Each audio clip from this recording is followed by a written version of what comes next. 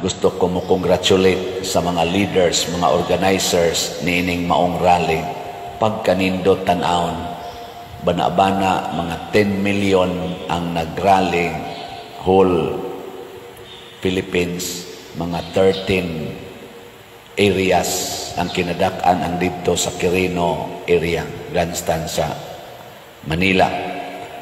Pertigyong daghanang tao, murag gabanig, murag ang yuta giilisan og puti nga kana ganing sana tiles or color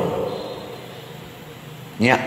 Di ka kabati nga, di ka kakita nga nagtinukmuray, di ta kakita nga naay daghang mga pulis nga gidamagan nga nagdaog mga pangontras magrally. Kalma kayo nga nagtapok kining millions of attendees. Di ta kakita nga naay mga tao nga gipang atake, naay mga placards nga nagbugal-bugal o nag-insulto sa certain persons.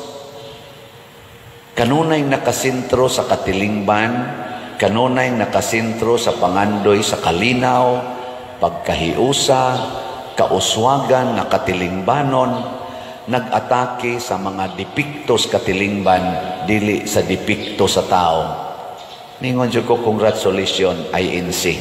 Kay maogid niya, muukab sa Bible, ibase didto ang ilang mga pangandoy sa kalinaw, kahiusa, mahunong na ning pagkabahin-bahin, panag-away, naaman as Bible tanan.